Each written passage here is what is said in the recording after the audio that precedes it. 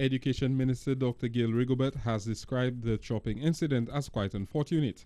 While she did not want to say much on the matter, which is currently under investigation, Dr. Rigobert believes that this latest incident has revived calls for proper counselors and social workers to be installed at schools, as the situation seemed to be a more social one. So very often we focus on the punitive measures, and I've been emphasizing a greater infusion of resources to deal with preventative measures. So for example, during our budget talks, one of the things that our Prime Minister has indicated is that he is willing to offer perhaps 11 or 12 more social workers. And I think I will hasten to suggest that if we cannot get a similar number in terms of school counselors, perhaps he can offer me half of those to put into the school system, counselors, not social workers, because these are very, very different skill sets. But evidently we need more we need more counselors in schools. We need more counselors in schools because we recognize early intervention can be effective. Preventative measures are what we need right now. I don't want to see police walking the school compound. I don't want to see a school cordoned off in the way that PI Secondary School has had to be cordoned off. Were there not behavioral issues that we could have readily identified in those two individuals that perhaps would have raised a red flag, so to speak, and that a counselor could have intervened? What about mediation? What about conflict resolution? Does it have to be violent? The Education Minister believes that children are influenced by what they see happening in their home and in their communities, and as a result will be implementing a project throughout schools on the island that will provide students with coping skills. One of the things that we've brainstormed, and I'm hoping that we can roll out maybe at the start of the next academic year, is what we call a wraparound kind of project. Too very often we deal with the problems piecemeal or as disparate and separate entities. So for example, a child is displaying behavioral disorders or is proving to be deviant, and we endeavor to treat with the child alone. Increasingly, we recognize that you have to deal with the entire circle. So you deal with the child, you deal with the family setting, and you address the issues surrounding those that may lead to that kind of the deviant behavior. It could be an economic situation, it could be a social issue, it could be parenting, it could be neighborhood influence, so that we deal with the situation in totality. The issue of school security was also highlighted by the Education Minister, as she believes Monday's incident underscores the need for the issue to be addressed. On the table as we speak are about three options. We recognize that in the school system we have watchmen who double up as caretakers as well, and given the sophistication that we know that those prone to commit crime are familiar with, we find it necessary to equip our watchmen similarly with the skills and the tools to respond appropriately. Within the confines of a school, we recognize that whether it be break-ins or violence incidents, we need to address the situation. We have therefore put in place a training for caretakers already on staff who have some basic capacity and some core competencies that we can further develop.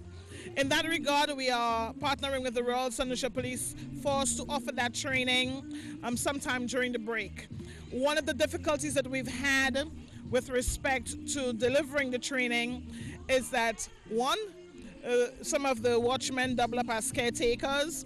Two, that sometimes there are no relief workers, so should they be absorbed in the training program, we do not want to leave the schools exposed or even more vulnerable.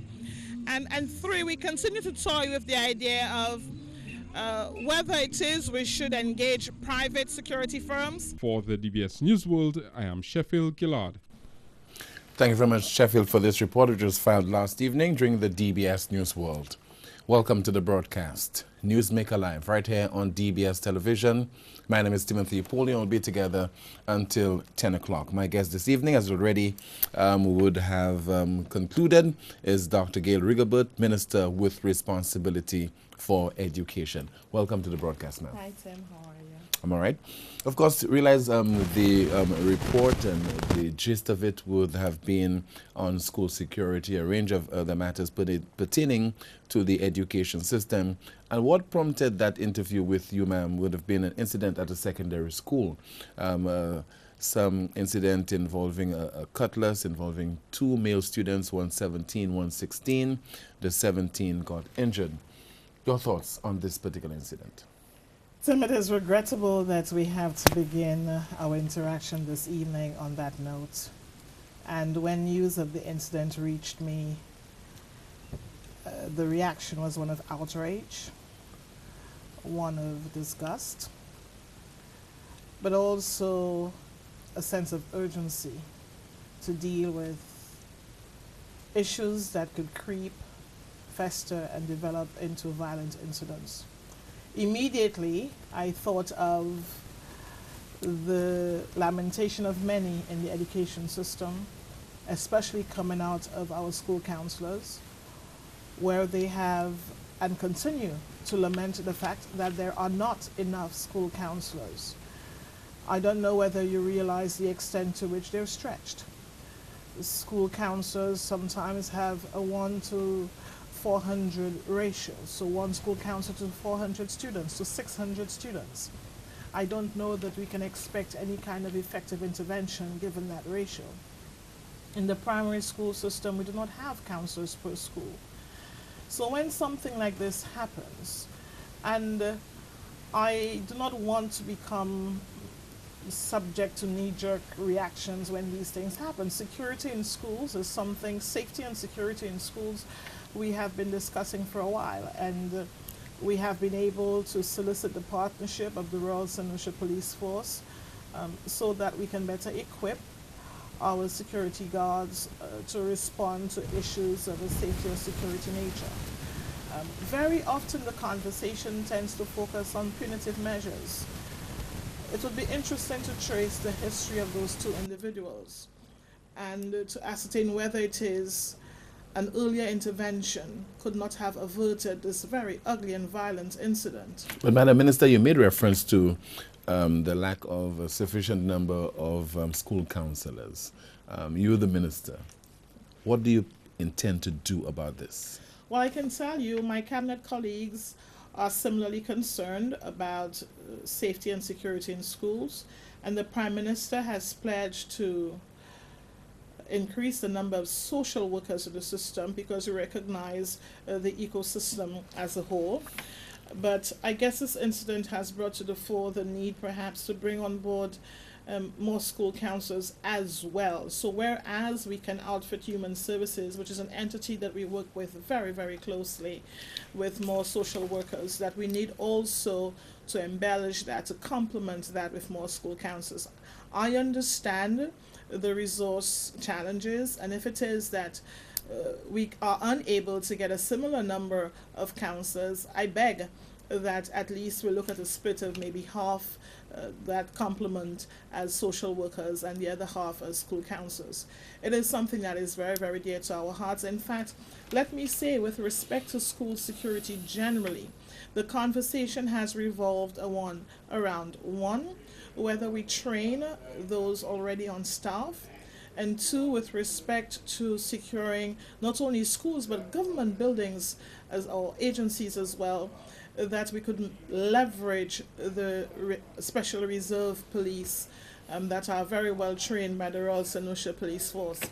So there has been an ongoing discussion. I know that the training is carded to take place later this year, and I want to thank my team, my human resource team, and the Royal St. Lucia Police Force for seeing the urgency and for rolling out that program. I must confess, however, one of the reasons that the delivery of the program has been delayed is that when those watchmen, so to speak, are absorbed into the training program, we recognize that schools inevitably will be left without someone to man them and may render the schools more vulnerable. So we've got to design a program that would minimize the increased vulnerability of schools while the training is ongoing. This attack involving the two students, one can readily conclude is not an isolated incident, primarily because there seem to be several such attacks occurring, but not to that extent involving knives and cutlasses and so on.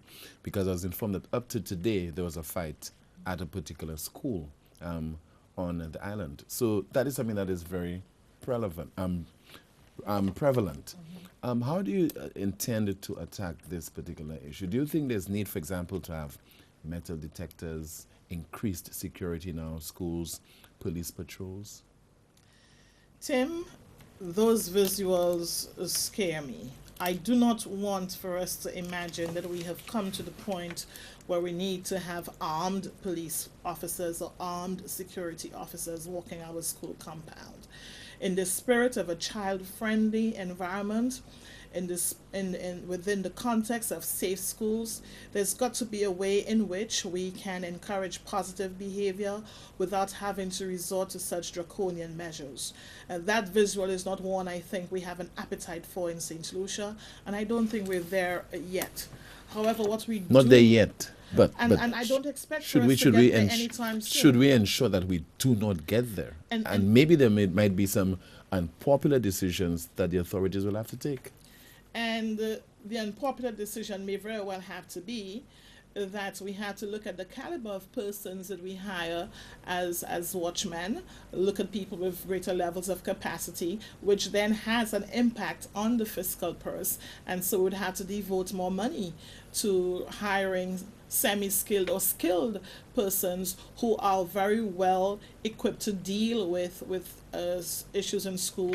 But that again, to my mind, is a focus on a punitive or an ugly method versus the preventative type of interventions, which would focus on outfitting the schools with more counselors, having more social workers in the system, so that when we engage in interagency intervention or cross-agency interventions, that we have a pool of social workers and counselors we can tap into as the need requires, because these are very different But spaces. Madam Minister, don't you think that the United States and the likes of the UK, they have all the resources at their disposal, and they have those social workers, they have the counselors, they have the security personnel and so on, and see what is happening in the United States? On February the 14th, you had this mass shooting incident occurring at a school. 17 people were gunned down, including 14 students.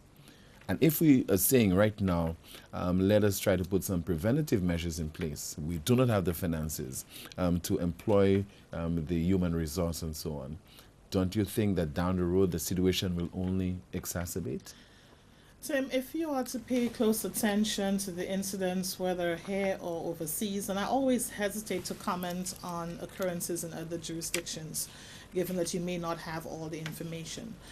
But for argument's sake, if it is that you were to focus on the perpetrators of these crimes, you will realize that there were several opportunities for agencies to intervene if, one, they had been more meticulous, more diligent, or if the service was available. And that's why the focus ought to be on preventative measures. Now, what is our record in St. Lucia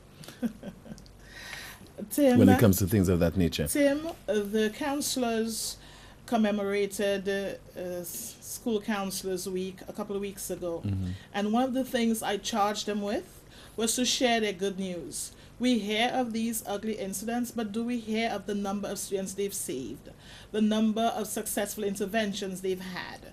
So whereas we should have a zero tolerance for violence in schools, it is thanks to the effective intervention of school counselors that we do not see more of those. And that is why I have every confidence that if we were to invest more in school counselors, we could avert some of those crises.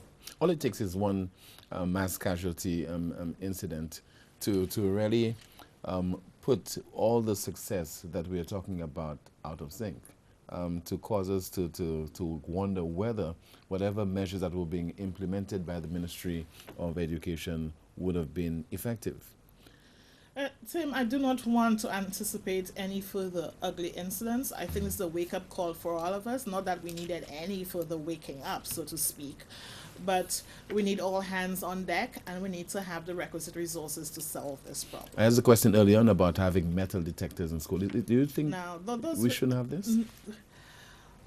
I know that this is sensational. I know that it grabs the attention of the viewing and listening public, but Well, that is not my motive. That's not my motive. It's basically a question. Yeah. I'm not suggesting that, but I want for us to put things in perspective. We cannot deny that we have a problem. We cannot deny that we have in the past found weapons on students, and by that I mean things that can harm, knives, scissors, etc. Sharp objects. Sharp objects. But we must also recognize that we have had some successful interventions. And all I'm asking is for us to do more to ensure that the intended actions do not manifest. Okay, but what will prevent a child who's hell bent on engaging in devious acts or in deviant behavior and so on from coming to the school with a knife? What can prevent that child from doing that if he or she wants to do it? Tim, that's a very good question. I know some schools, the homeroom teachers do a lot of counseling, talking, cajoling, encouraging. There is a very constructive conversation that needs to be had. And I know some people may want to dismiss a conversation. Well, some of these students really just need to be engaged, spoken to, rehabilitated. If it is that they are on a deviant path, we sometimes need to visit the homes, and that is why I'm especially glad that we will soon receive some grant funding from the Caribbean Development Bank to look at suspension programs and to ensure these are more constructive, to the extent that we are not concerned with taking students who display deviant behavior outside of the classroom, but that they are meaningfully engaged during that time that they're out of the classroom, that you also engage with the family and you address the socioeconomic challenges and you assess what's happening in the neighborhood, because you have a host of factors that together will inform or provoke a child to behave in a particular kind of way. So it is not something that we can have a standalone approach to. I'm heartened by the kind of relationship that we've developed with our sister agencies, and I trust that this recent incident will underscore the necessity for strengthening and enforcing existing protocols and regulations. And you will realize that an incident such as this, because it is already in the hands of the police, that I would not comment on it, but to say that it sends a very, very strong signal that we ought to act now. Let's move on to another issue that has been in the news, the drop in the school enrollment. That is a source of immense concern, and in some cases I imagine surprise to many people in St. Lucia, because we've been hearing that we are just producing too many children. We have a population of about 170,000. How acute, how serious is that problem with regard to the enrollment of students and the drop in the numbers? Perhaps we can think of it in terms of geographic zones. In the Castries Basin, it's not evident. The Castries Basin continues to be, in a sense, very much in demand. And so you do not witness that kind of drop in school enrollment, because you have many people migrating to the capital and preferring that their kids attend a school close to where they work. And also recognize the population in the north and the suburban areas that the population is growing as well. However, where it is more evident is in the rural areas, in what we call the out districts, where you will notice, if you are to review our Education Digest, which is the equivalent of our Statistical Digest, you'll realize that over the last 10 years there's been a dramatic drop in the number of students enrolled in our schools. It is evident. If you look at the number of students who write common entrance, if you look at the number of students who come into grade K. So what you have had over the last couple of years is a decline in the population in primary schools and a commensurate decline in secondary schools, especially in the rural belt. But amidst all that, we were constructing more schools to accommodate the universal secondary education some 13 years ago. Do you think that there was a lack of sufficient planning as far as this issue is concerned? Because the warning signs were there in terms of the closure of primary schools, I think about 4, and we've had subsequently secondary schools, an increase in secondary schools, I think from 20 to 24. Tim, I think that universal secondary school education was well conceived.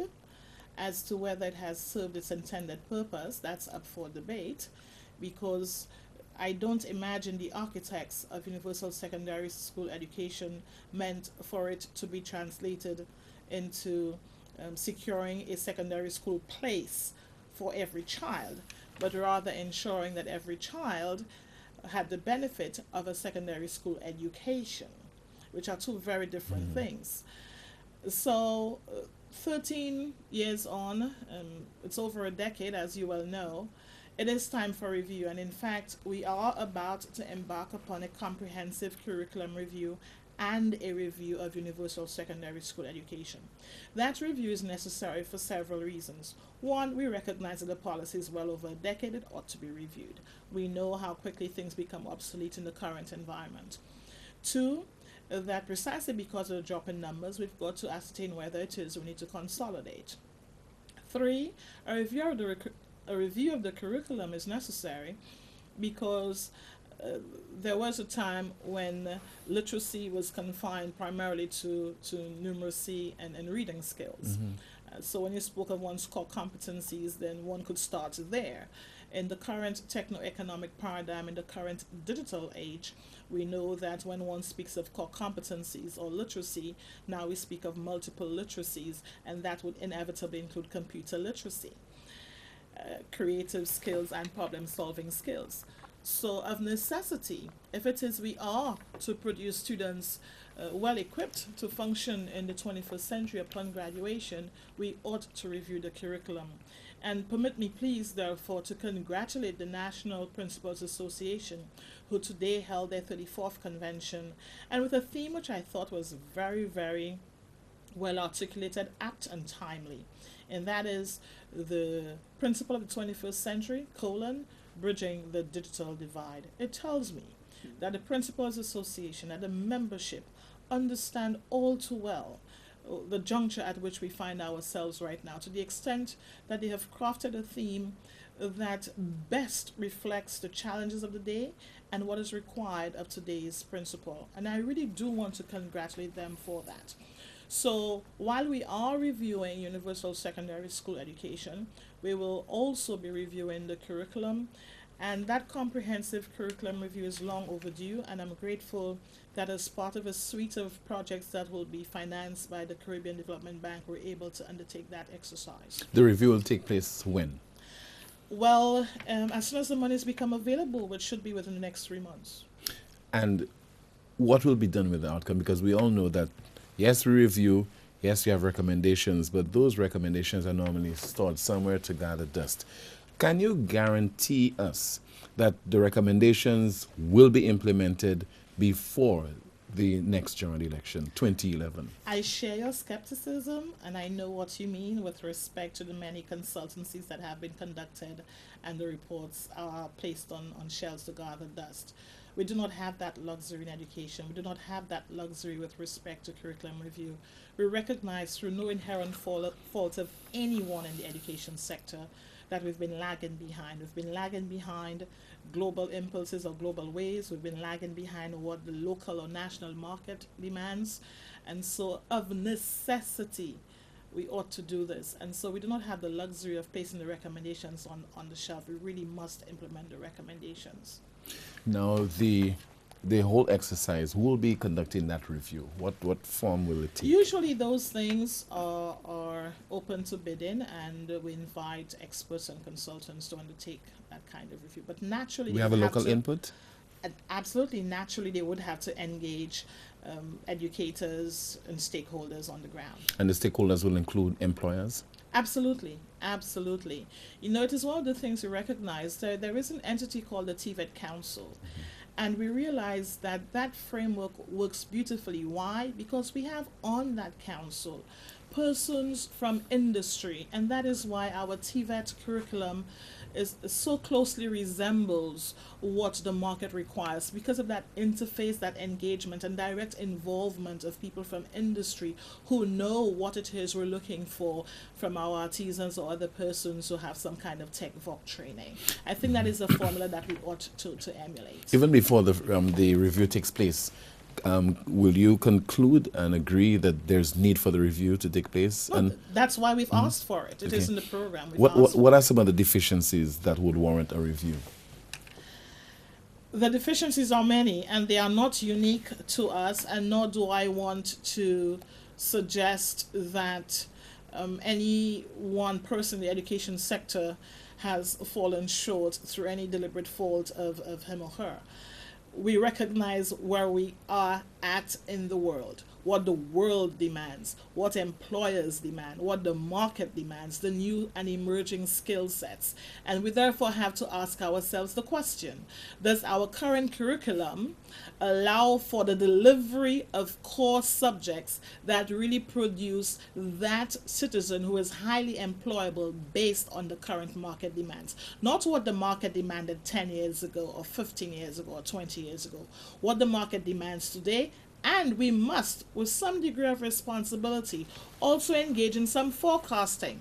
What will the market demand in 5, 10, 15 years at least, so that we can afford solutions the opportunity to be ahead of the curve and to maximize not only on existing opportunities, but emerging opportunities as well. How late are we as far as that review is concerned? Late enough that we should start now, and that we should implement the recommendations when we will have completed the exercise.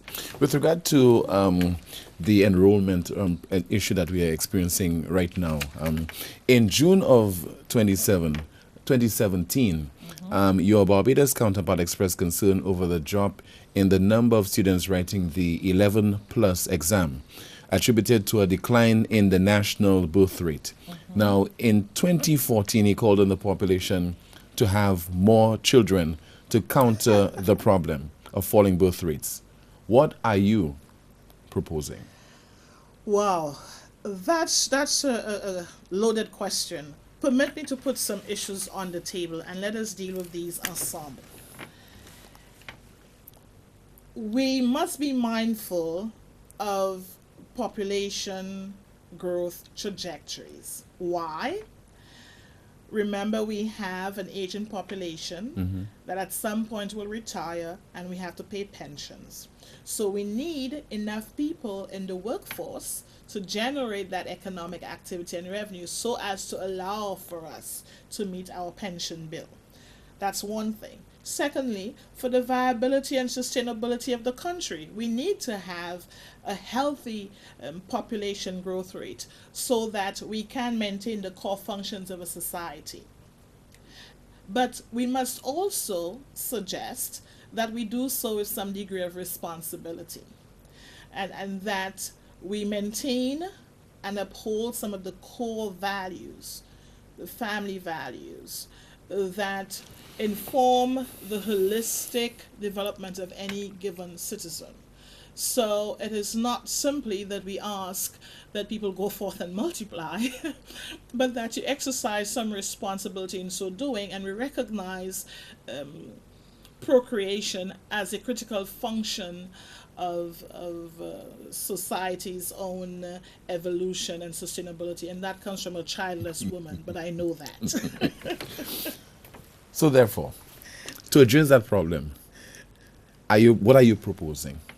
Are you proposing, for example, as was done by your counterpart over in Barbados, Jones, that married couples be given incentives to have more children?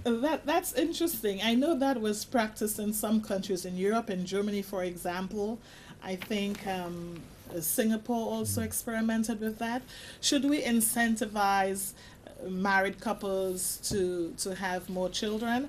I do not want to comment on that because I know the Minister of Finance may take my neck because I appreciate the fiscal implications of that.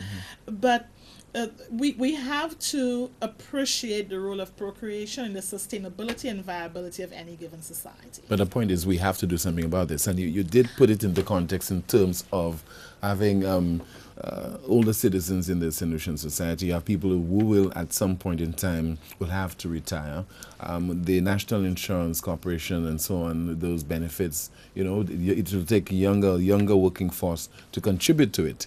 to keep it buoyant. But we're not to there keep it in yet, a so good there's state. there's no need to be anxious. We're not there yet. No, but don't you think we have to deal with it, particularly the situation that we are facing right now with a low birth rate and the enrollment of students at our schools? It is a serious issue. I don't know it yet presents itself as a problem. I think what it suggests to us is that we have to be more efficient with the use and deployment of our resources, that we cure the areas where we may have duplication of resources, that it affords us a greater opportunity perhaps to deliver a better education product, a better education experience for our children.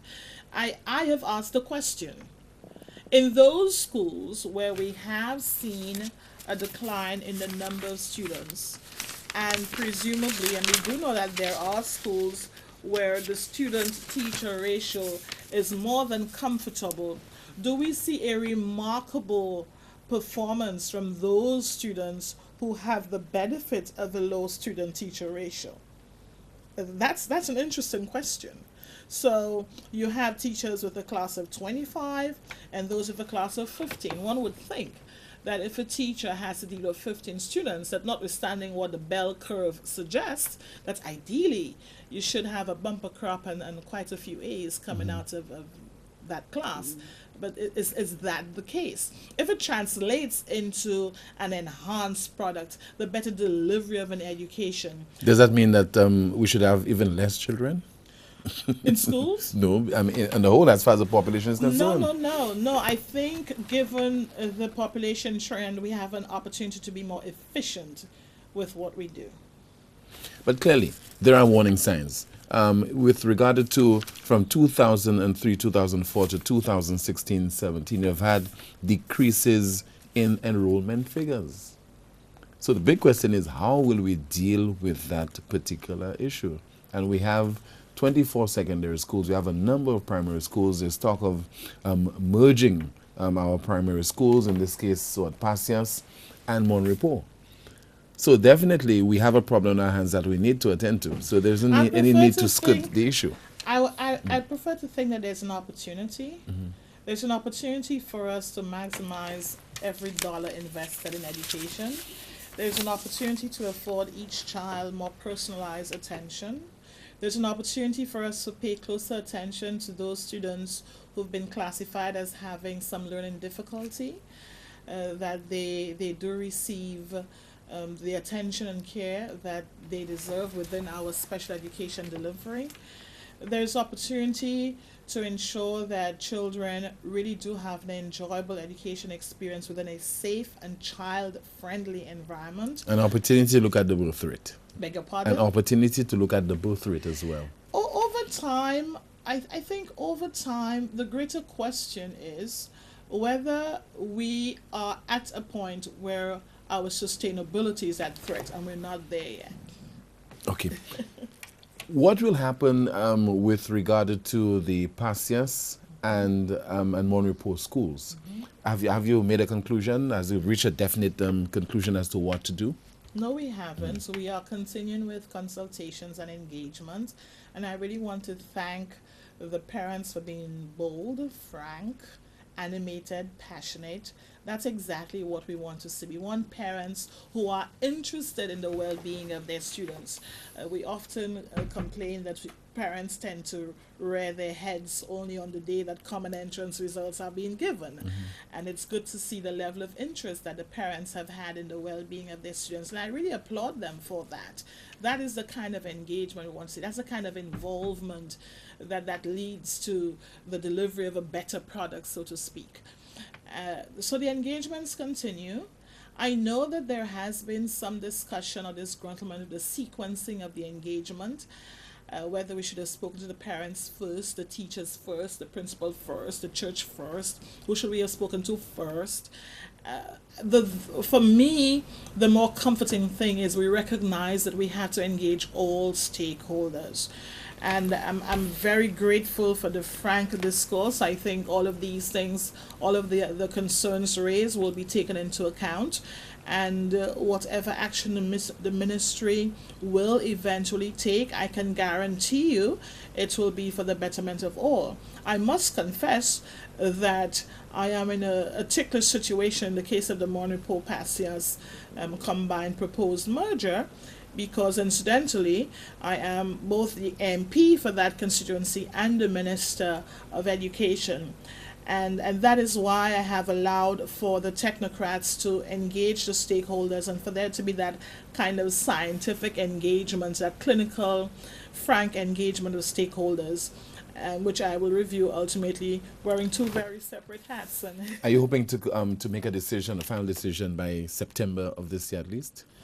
Ideally, we would, but I would not want to rush it before having satisfied all stakeholders that whatever the outcome is, that their concerns and considerations would have been taken into account quite comfortably. Can we envisage other school mergers taking place within the next few months and years? I am advised, if I am to go by the same motivation and rationale, i.e., 1, rising cost of school maintenance, 2, declining numbers in school, that we would have to look at some other jurisdictions as well. And I guess that's one of the reasons that in a sense, I felt that I should look at the Monipo and Patience School very closely, even before broaching my other colleagues, because you and I know that administration after administration has been aware of this problem, but the political consideration, I suspect, was the overriding consideration and then negated any other economic or common sense impulses. In that regard, therefore, it is, in a sense, putting myself on the front line. That if I am able to engage stakeholders and to do so democratically and meaningfully, that when I do approach other colleagues in their respective constituencies, that it should not be viewed with any other lens except that it is for the betterment of the students and teachers and with a view to delivering a first-class education in 21st century and to deliver on our commitment to a safe school environment, a friendly school environment, a smart school environment. By that I mean that we have the resources to equip our schools with IT labs and to expose our students to new and emerging technologies and other subject areas that we recognize they need to be au courant with so that they can function as holistic citizens in the 21st century. If the trend continues, what will happen to some of our teachers? I do not yet anticipate that teachers will be impacted, and I have been able to quell that anxiety. Nobody's going home. What we want to do is to ensure that we get we are able to create an environment that teachers can give the best of themselves and students can realize the best of their potential. In terms of the school plant, how will they be utilized? Is it if you have more mergers taking place? That's a very good question. Tomorrow we launch an initiative called Educate St. Lucia Initiative, and one of the pillars of that initiative is what we call lifelong learning. And I anticipate that some of the freed up spaces can be put to other civic uses. You're watching Newsmaker Live right here on DBS Television. My guest this evening, the island's Education Minister. We'll continue the discussion in just a moment, so please stay with us.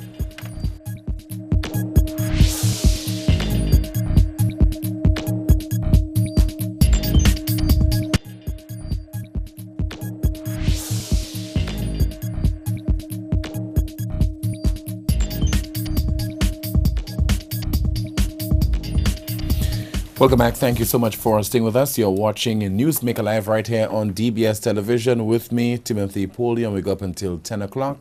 at which time we'll be concluding with the clip that peaked. My guest this evening, the island's Education Minister, Dr. Gail Rigobert. Regarding what we saw in the United States in the aftermath of that mass shooting, the students, there's student activism taking place, and the students are saying they will not have any more lethargic responses to this, you know, so that it does not happen again.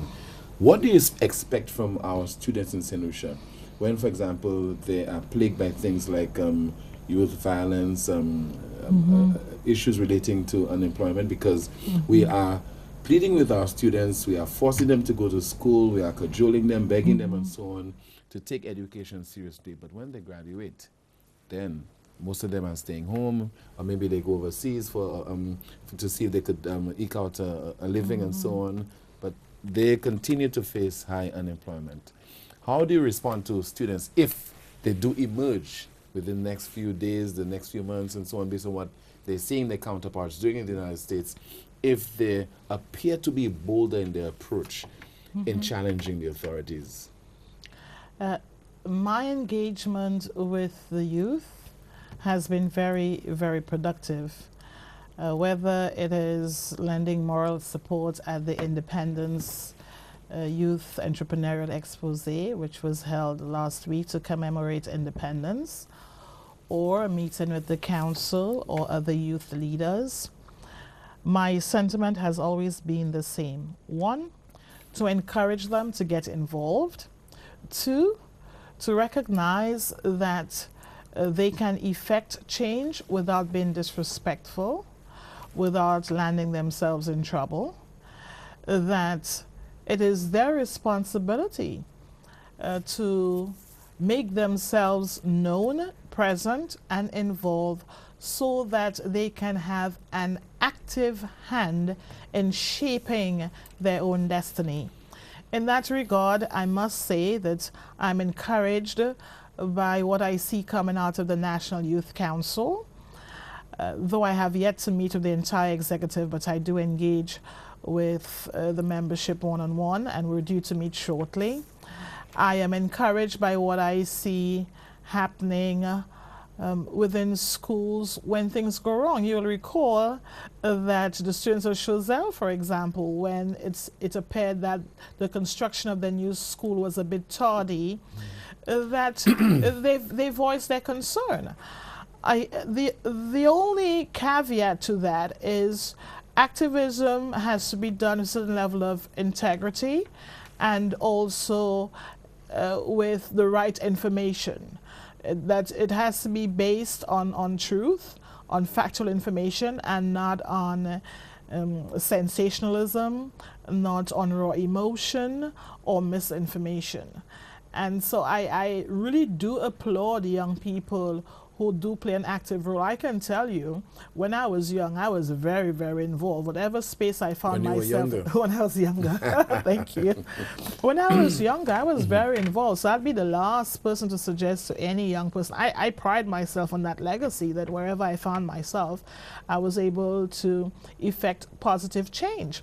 But doing so with responsibility, with dignity, with integrity, and we're able to effect change. So I am always excited by young people who offer themselves for leadership position and take an active role in their own destiny.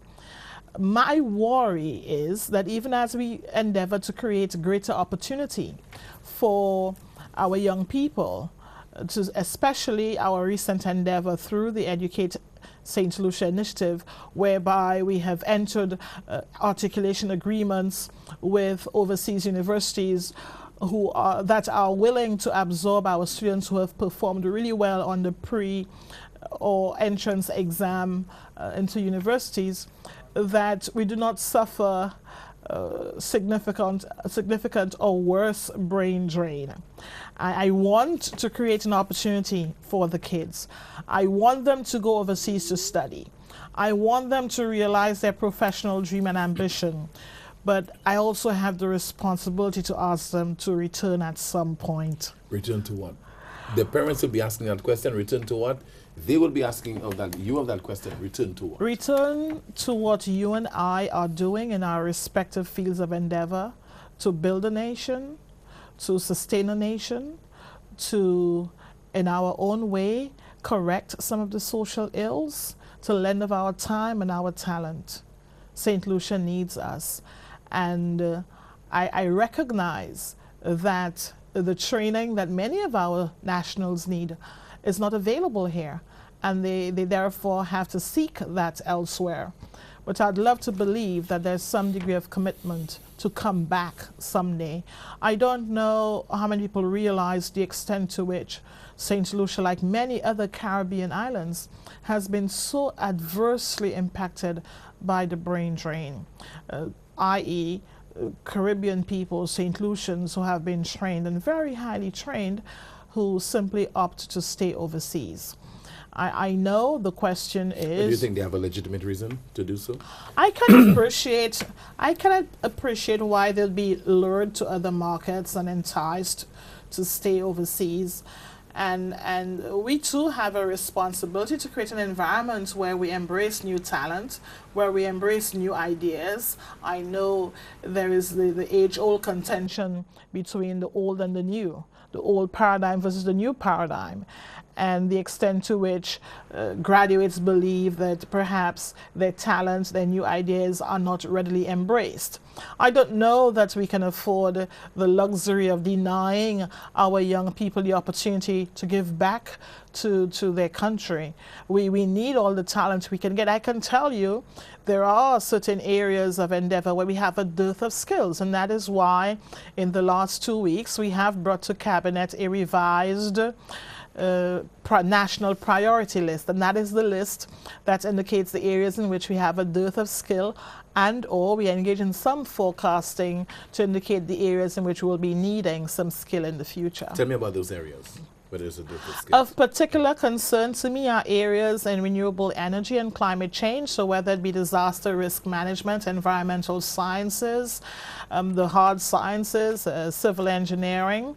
One of the concerns that we have is that whereas investors come to our shores and offer us all kinds of fancy technology within the ambit of renewable energy, do we have locally trained St. Lucians, or do we have sufficient local people who, when those investors turn their backs, can maintain those systems? So we need to ensure that we have enough people trained in those areas. The blue economy, anything to do with the ocean. Marine biologists, look, we have the problem of the seaweed. I'm looking for answers. I don't want to have to wait every year when the seaweed does come to shore to have to shovel it away, which is a very expensive undertaking and very necessary too because of the impact it has on the livelihoods of my fishermen. So do we have the scientific solution to that? Can we anticipate the inflow? Do we know what time of year exactly? Do we know what triggers it? Is it rising sea temperature? Is it a rising sea level? Do we know that it comes every year, you know, in between January and April, and sometime between September and November? Can we do something preemptively so that we don't have that massive wash of seaweed? So do we have people who understand that? Look at what Mr. Dujon has been able to do, to take that seaweed and to convert it into a liquid fertilizer and other kinds of agricultural products as well. So do we have more people with that innovative impulse, with that entrepreneurial spirit, who can look at a problem and say, oh, I can make something out of this? You know, so whether it be the blue economy, i.e. things to do with the ocean, the green economy, renewable energy, energy consumption, etc., or what we call the orange economy, things to do with technological innovation. How many IT experts, and IT is a very broad area, but do we have people who can build, people who can write code? Are we perpetually in a mode of downloading? Do we not have solutions who can create and build new technology? So it is important that we flag these areas as areas of interest. I recall in the days that we negotiated the EPAs, when we were easing out of the Lomé arrangement into the EPAs, for example, we had a dearth of lawyers trained in international trade or international economic law, international law. So these are areas, and then when you do have a dearth of skills, you find yourself having to be reliant on overseas experts or expats, whereas you'd much prefer for that money to stay in the local economy. So we have flagged some of those. And under languages, we've included Mandarin. We cannot deny the rising power of China. With regard to the brain drain issue and your concerns, shouldn't we see that as an opportunity? Because we continue to say the people are a precious resource. We continue to see that. So why don't train those people to send them overseas? Absolutely. Train for export. We'd love to be able to do that, but we must first satisfy our local demand. I know in the Philippines they did that with nursing, that they were able to train more than what the local economy required and to export the nurses, and from that you get some revenue generation. So I'm a fan of that, but in the first instance you must produce enough to satisfy your local needs, and then laterally you think of export. But what you have happening is that there are areas where we have people who are trained who opt to stay overseas, and we continue to have, you know, a bit of a lull or gap in our skill sets down here. With regard to our learning institutions, the buildings and so on, every year, especially during the summer period, yes. right, we hear that the Ministry of Education will be rehabilitating certain schools and so on, but in some cases, this is never done. And it's a crying shame that administration after administration, we have those same recurring issues. Is it a case of financing, or it's a case of how you stagger those projects? That's a loaded question.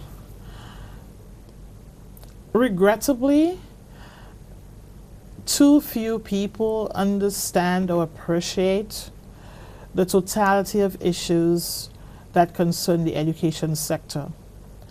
We have had some focus on maintaining the infrastructural or physical plants, but that conversation is not complete if we do not also include curriculum review, if you do not include teacher training, if you do not include safety in schools, if you do not include scholarship opportunities. You've got to look at the education as an ecosystem, as the totality of the sector. So whereas, regrettably, as you've rightly said, administration after administration has not allocated sufficient resources for the maintenance of the physical plant.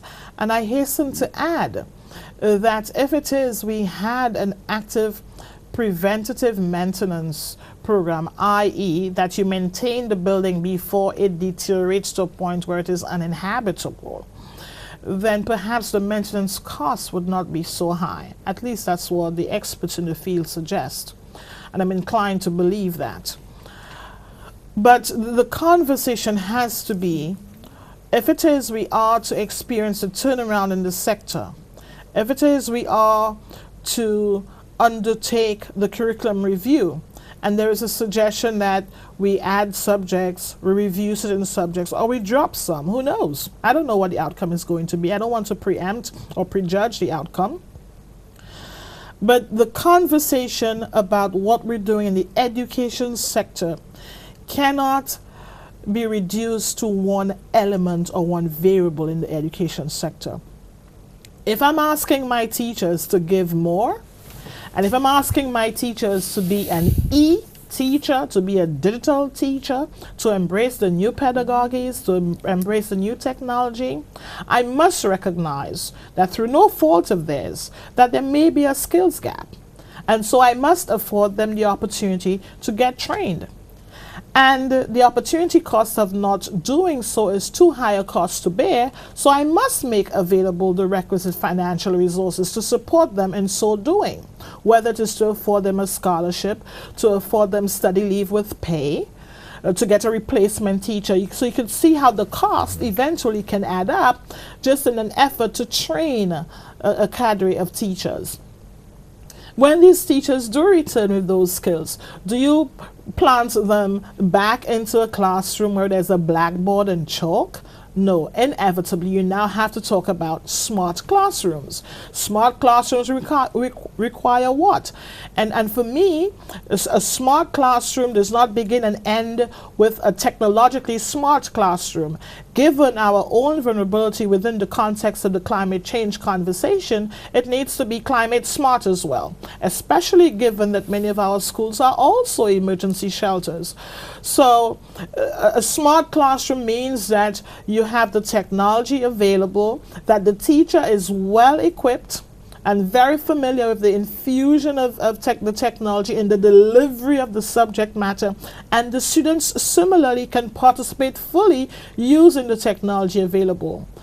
So it's not as easy as it may sound. It is very, very involved, and it is a systemic change that you're orchestrating.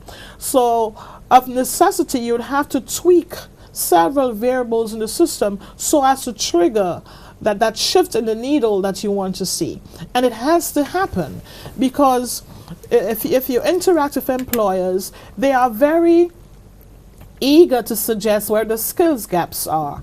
And if we are to be true to what we're doing, i.e. preparing people so that we can enhance their employability, so that we can enhance their chances for eking out a living, we have to be true to what the market requires. So you go to the ATM, you're interacting with a computer. You go to KFC, you're interacting with a computer. You go to the supermarket, you're interacting with a computer. You get your grandmother's medicine, you're interacting with a computer at the checkout point, right? So can we continue to satisfy ourselves or delude ourselves into thinking that we are delivering a first-class education when we know all too well? And I must tell you, my colleagues, my team, teachers and principals are agreed with us on that. And they stand ready to partner with us to orchestrate that shift. But naturally and understandably, we have to equip them with the resources and the learning opportunities to bridge that skills gap which may currently exist. Okay, but the long and short of it, don't you think, is very simple. If you have learning institutions doubling also as the emergency shelters, then they should be properly maintained. Absolutely. And in fact, Prime Minister, I don't know whether you heard him, after a very moving experience in Dominica. We visited Dominica 17 days after the hurricane. And I must tell you, it's one of the most moving things I've experienced. I mean, just pure devastation. And one of the things that we observed is that as the weeks wore on, that the students were unable to return to school because residents had been rendered homeless and were being housed in schools. And that was seen as a primary need, and the education of our kids assumed a secondary role. And in that regard, therefore, it highlighted the vulnerability of the education sector within the climate change discourse. And so you would have heard Prime Minister suggest, and I fully support that the time has come for us to consider the construction of emergency shelters or buildings whose primary purpose is that of an emergency shelter, though those buildings can also have other civic uses, so that you reduce the reliance on schools and you reduce the additional vulnerability during a crisis situation, because children still have a right to education even in an emergency or crisis situation. Stay with us. When we come back, your calls once again for my guest, Education Minister Dr. Gail Rigobert.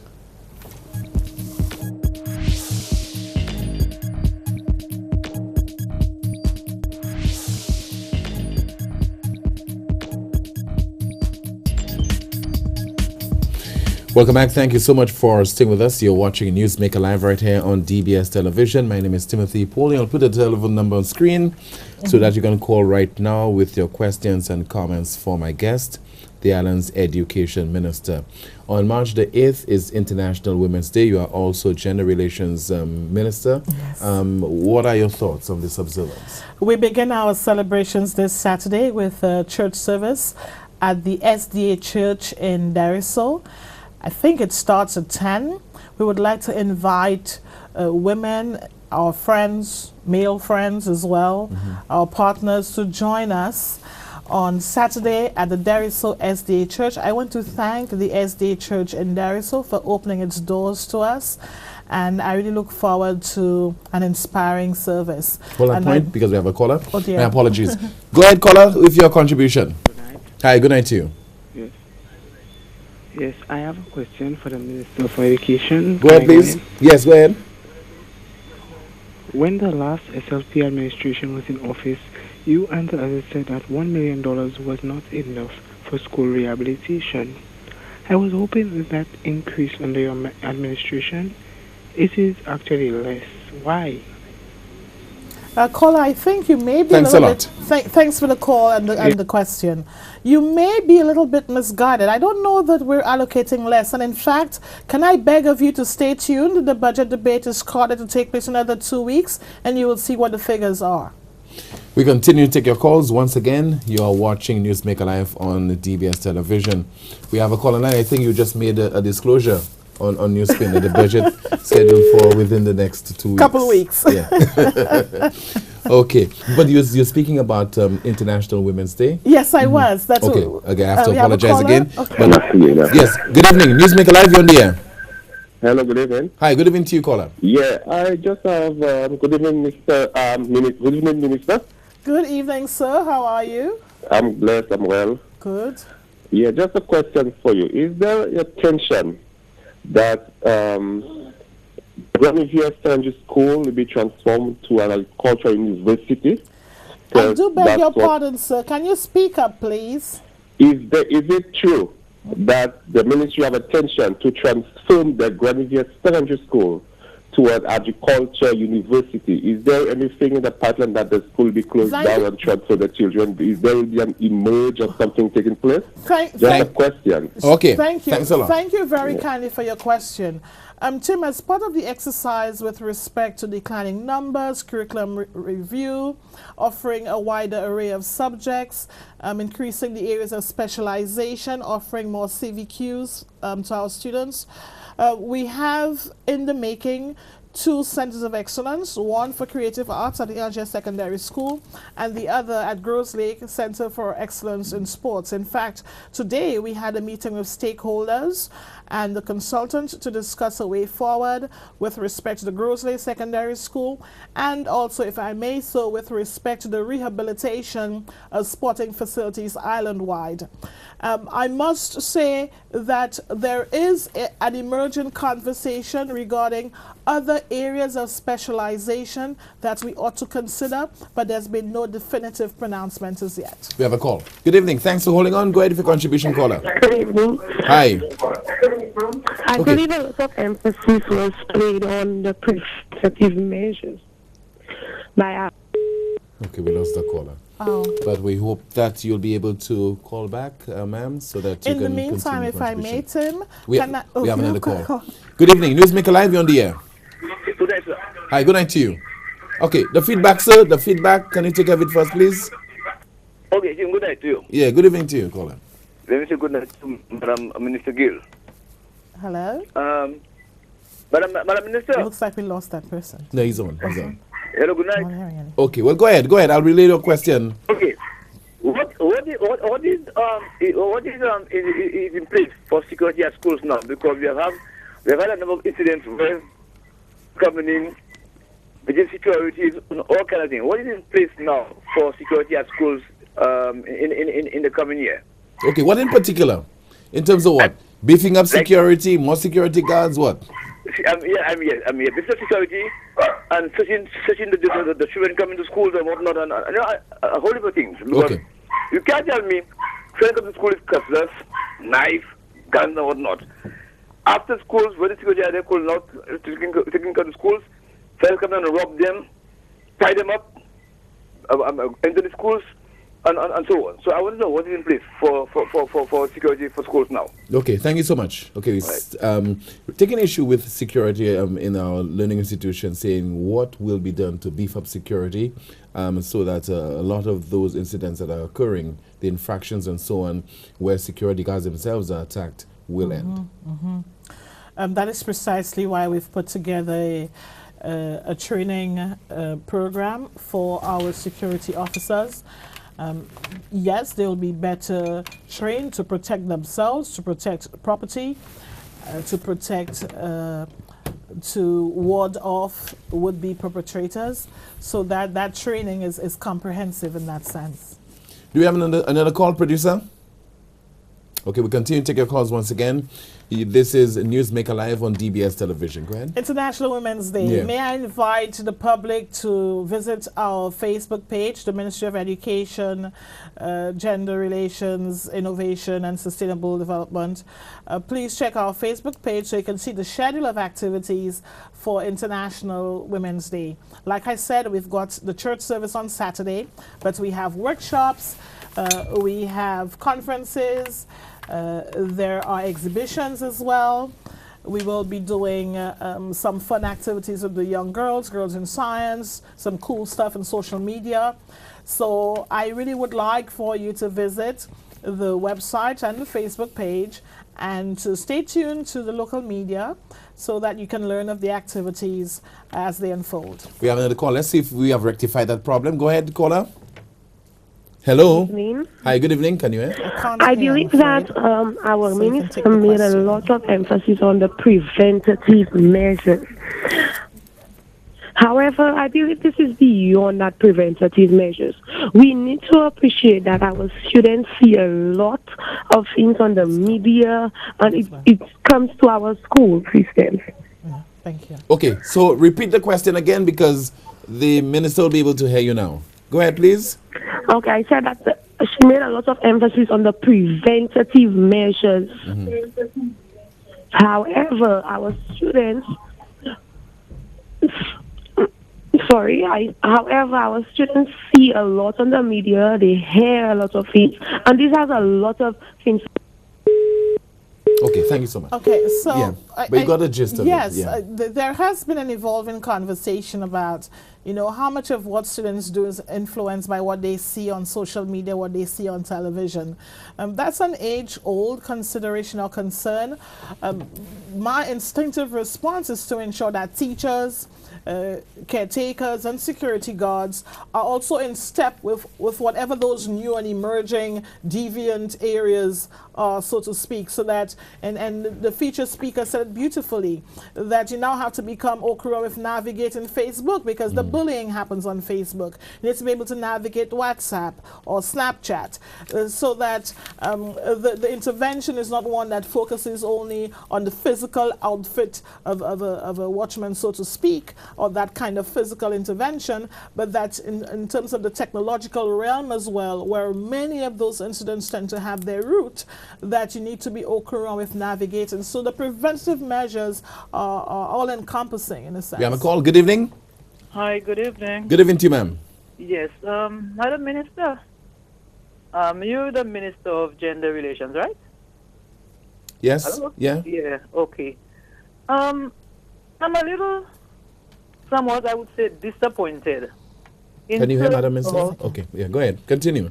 Yeah, in terms of the Ubalda saga, I heard you speaking about when school children, the pornography and all those things.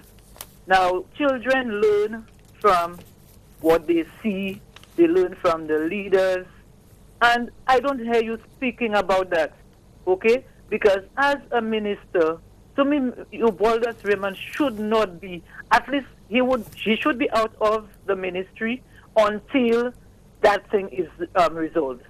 But you're not saying anything. And look, International Women's Day is coming. Those ladies, they were arrested. You understand what I'm saying? So I'm saying I'm really disappointed in the position that you've taken because I'm not hearing anything from you with regards to that Ubalda saga. Okay. Very disappointed. All right. Is that the extent of your contribution? Pardon? Is that all? No, but I'm saying what No, what is but you've made happening? a point. I'm just saying, you have anything more to add? More Like, to add? yeah. No, but I want to hear her voice with regards to this issue, with regards to that situation. Okay. Madam Minister? Thank you, caller Tim. My colleagues and all of St. Lucia knows my position when it comes to the treatment of women and girls. It is for that reason that we have already shared with the Attorney General a list of laws that need to be addressed so that we can better protect our women and girls. I am not in the business of naming perpetrators. I am in the business of ensuring that legislatively, in terms of our laws, that they are tight and well enforced, so that whoever breaks those laws, they will be brought to justice. So, for example, the Domestic Violence Proceeding Act is an act that is decades old. It dates as far back as 1994. So we need to extend the legislation to include persons in visiting relationships and persons who have a child or children together, to allow law enforcement to intervene without the report being made by a victim. So, for example, we have incidents happening in schools, in families that are not reported. Can we have the enforcement of laws, the rewriting, revisiting of laws, such that we do not have to rely on the victim making a report to make an intervention? The criminal code itself, section 139, which has to deal with soliciting sexual favors in the workplace. One of the activities that we're having for the observance of International Women's Day is the issue of sexual abuse, sexual assault, and sexual harassment in the workplace. There are some things that we may deem to be culturally appropriate, but may be wrong, or maybe impinging on somebody else's rights. So as part of the observance of International Women's Day, we will mention or speak to that, so that employers can become more au courant with those things. We need to introduce new legislation to encourage responsible parenting. Remember, we've hinted at parenting. Every time something ugly happens, we ask the question, oh, what about the institution of the family? Where did the parents go wrong? But do we have the right legislation for responsible parenting, inclusive of both genders? Because we have some legislation that appears to be skewed to one gender or the other. I'm interested in gender parity. And so, you know, Tim, you sometimes hear the comment that the thing that people want to hear is the sensationalization of the issue. That is not my interest. My interest is, as a policymaker and a legislator, that I work with my sister agencies, such as the AG's Chambers, such as Human Services, as we did recently when UNICEF presented to us the state of play with respect to juvenile and child-friendly legislation in this country. Have we done enough? And how much more do we have to do to ensure that we have watertight, up-to-date legislation that speaks to the issues of concern as it relates to women and girls in particular, since the caller hinted at my role regarding gender relations? Yes, ma'am. Is still on? Okay. Okay, so you've provided your response to that particular caller. Are you still on, caller? No, we have lost the caller. All right. Let's continue to take your calls. Once again, this is Newsmaker Live right here on DBS Television with my guest, Dr. Gail Rigobert, the Minister with Responsibility for Education. We have another caller line. Good evening. You're on the air. Go ahead, please. Hello. Hello. Hi. Good evening to you, sir. Yes, good evening. Good evening to you. Good evening, Miss Minister. Hello, sir. How are you? Oh, I'm fine. I'm fine. Good. I'm listening to you speak, and I'm kind of a little confused in terms of the curriculum and the intention of closing some schools to do other things. My main thing is, number one, I see a total neglect, because when I look at priority in terms of the education department, when you look at what area, because sir? I saw a number of schools within your district constituency that was in, the most deplorable state, to the point where I heard the principal was speaking about when it rains, there are sparks in the electrical wires, and rather focus on dealing with those physical issues in terms of the safety of our children, where they could learn. I'm hearing talking about curriculum. Curriculum is a long-term process where you wouldn't deal with only St. Lucia. because you deal with UE, you deal with COMDO, you deal with a whole set of inter-regional agencies. But rather focus on what we can do now for our children. I am hearing about curriculum. I mean, that is a top out for me. Secondly, when you look at what is happening in our schools, with the amount of underachievers, with the large classrooms, 30, 35 students, I mean, this is an opportunity to break down the classrooms so that children can get more one-on-one.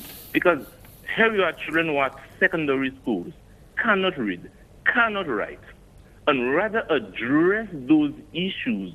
I am hearing about School of Sports of Excellence and all of those things. Break down the classrooms. Because do you know how it is for a teacher to be teaching 30, 35 students, and those students cannot read, they cannot write, they have all sorts of issues, all sorts of problems? I mean, learning is difficult to take place here. Break down those big classrooms. Allow the students to get more one-on-one. Okay? Rather than all what I'm hearing, because we have a lot of issues at the schools. Let us address those issues. The schools are there. I agree.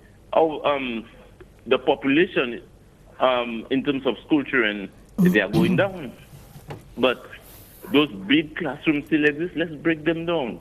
Too many underachievers. I heard the Prime Minister saying about 43% of males are underachievers. And let us address those issues. Okay. Rather than Thanks a lot. all the other things. I mean, I'm Before saying the caller our leaves, priority Miss is really Caller, mad. And we Caller. are failing our children. And what I'm hearing you saying there, I'm sorry about that, but I'm just saying you're not prioritizing, and our children and the education system are down a slippery slope, and we're looking for all other things to make it look nice. The minister wants to interact with you, so that's all on. Children are not the first priority. That's Thank you. okay. Yeah, if the caller is still online, I treat issues of an electrical nature with urgency. If the caller is aware of the school that he referenced as having an electrical problem when it rains, I urge him please to encourage the principal to contact my office tomorrow. When we learn of electrical issues in particular, which have a safety component, we act as quickly as we can and we attach to it the highest priority. I don't think the caller heard when I spoke about creating an opportunity for greater attention, especially to students with disabilities, learning disability. So he talks about breaking down classes. I think maybe what he means by that is creating a greater opportunity for a healthier student-teacher ratio, smaller numbers, so teachers can give more of themselves. He may have missed that part of it. But also, I don't know that there is any IT lab in my constituency that requires attention. In fact, I lament the fact that there's one that's closed. And I beg for it to be opened. And when the Micoud Secondary School LRC was destroyed by fire, the evidence is there. I think the public knows of my intervention and the extension of the offer of the ICT Access Center to be used and timetabled as an IT classroom for the Micoud Secondary School. I know Monrepo had a problem that we intervened at some point. If the problem persists, I need to know. And I want to encourage our principals. You see, we have to be careful that when I'm not clairvoyant. And I say that every day. I am not clairvoyant. I can only deal with the things that are brought to my attention. So especially the issue of electricity and water, I beg of you, please make it known to me first thing in the morning so we can send somebody to that location immediately. We have a call. Good evening. Newsmaker Live, you're on the air. Hello. Hi, good evening to you, ma'am. Hi, I'm just going to find out what is your policy and the foundation for our education, which is the early childhood education, because you should understand early childhood education is a foundation for the children, and if they don't have that prerequisite skill, they will fall for the cracks. And I hear nothing being said about that group of children. That is why so many children move into the infant primary, and they just can't go. Thank you so much. Because most parents are not able to send the children to preschools. As you know, almost every preschool is private, and you have to pay. What about a national preschool with a well-defined module that every child can get a chance to get that strong foundation? Thank you so much. Thank you so much. I really appreciate that question because sometimes you don't get to talk about everything, but the questions help you bring out the issues. We are currently undergoing a re-registration exercise for early childhood education centers. We have already agreed a set of standards that have been approved by the Bureau of Standards. And so that re-registration process is an effort to align the centers with what we ought to be doing in those centers. You know that we have a challenge which may not be unique to St. Lucia, that some centers function like a nursery and an early childhood education center. These are two very different functionalities. So we have to streamline the sector. I was quite taken aback when I met with the early childhood educators sometime last year, it would have been. And out of 160 administrators, only about 2, let's say fewer than 5, had a master's degree. Fewer than 5 had a first degree. Fewer than 10 had any kind of, advanced qualification. And what many of them had were the certificates that we gave when we run local training sessions, etc. And I hasten to add that I recognize that the pay is not attractive. If we are to be serious about early childhood education, which as the caller rightfully recognized, that it is the foundation. You can't begin to talk about tertiary education, which is the 3rd floor of the building, if you don't have a strong foundation. If you are to use the analogy of a 3-story building. So you have your foundation. If you are to boast about having a 3rd floor where you have a solid tertiary education program or system, it requires fundamentally that your early childhood education sector has to be revamped. I know that there's a little bit of pushback, but like the caller said, we've got to get it right, because the reason we have people turning up in primary schools who are unable to read is because they're people who perhaps not doing what they ought to do at those centers. So I really want to thank Miss Prince and her team. She's responsible for that subsector, for the work that they have done with crafting the policies. She has also been on some training with respect to gender mainstreaming as well, with respect to appropriate interaction between the two genders and how you teach girls versus boys and on some of the behavioral patterns that manifest in a very ugly way when people become adults, that if you can deal with those things early on, then so I'm happy she's done some of that. And that in effect some centers were also operating illegally, that they had not secured the requisite licensure from the Education Ministry, which means that we had not had the opportunity to assess the quality of the service that they deliver and or the extent to which the physical space was adequate or satisfactory or safe for the delivery. We have a final call. Good evening. Sure. Newsmaker Live, you on the air? Hey, good evening. Good evening to you, ma'am. Hello, good evening. Hi. All right. Minister of Education, there is an issue that I have, and I would love some clarification on, I would like some answers. My son completed his study at the Sir Alfred Lewis Community College at Teacher Education last year. And he started to work in September as a trained teacher. Right? And as a trained teacher, he wasn't being paid at his qualification. And after he received his certificate in December, he dropped his certificate at the Ministry of Education. Now, my son has been going to the ministry to find out when he was going to get his upgrade. And when he received his salary in February, the ministry made such a decision to only pay him his back pay for only January. And on top of that, my son was taxed so highly that basically they took half of his back pay. Now I want to know why.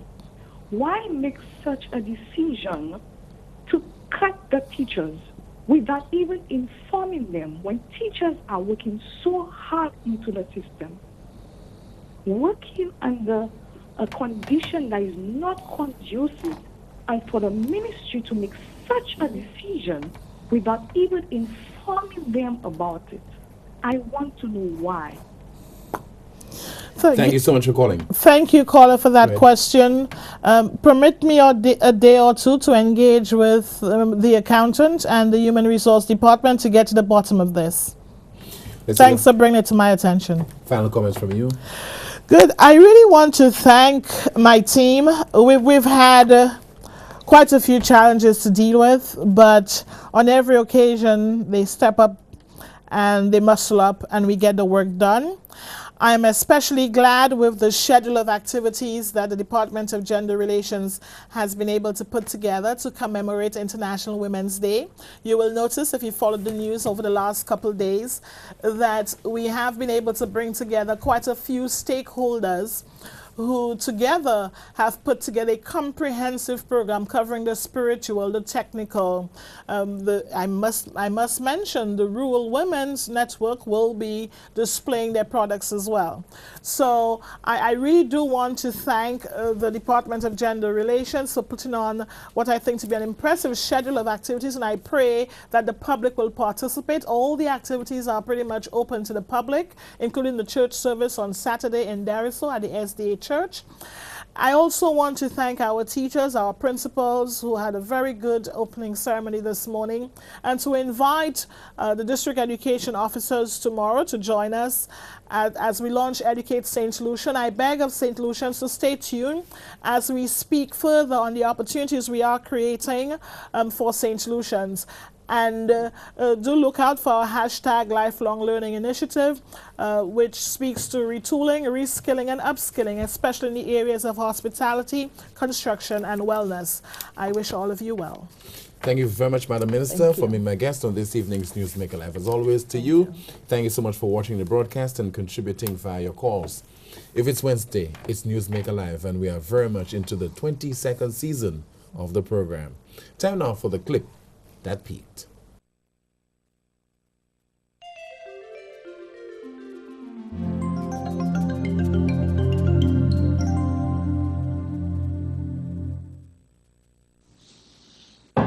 Can you give me a minute? I'm pooping.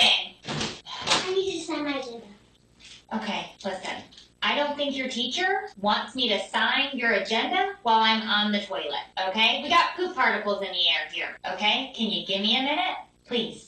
Please shut the door.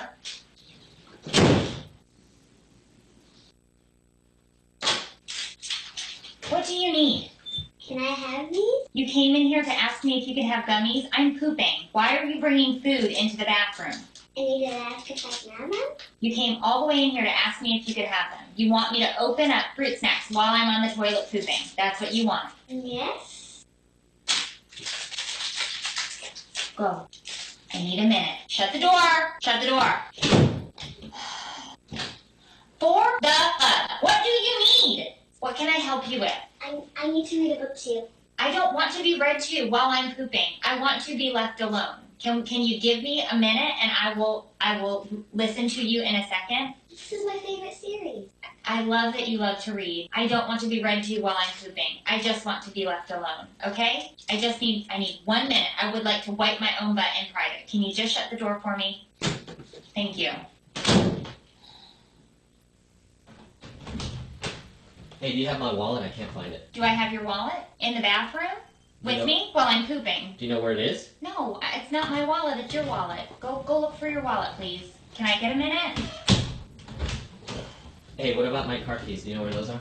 No, I don't know where your car keys are. I'm not in charge of everybody's stuff. I just need a few minutes. Can I go to the bathroom, please? Okay. Okay. Love you.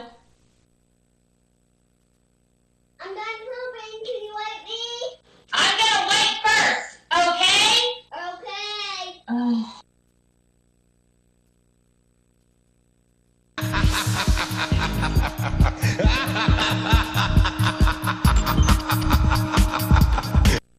Once again, that's the broadcast. Thank you so much for watching. My name is Timothy Paulion. Good night, and see you next time.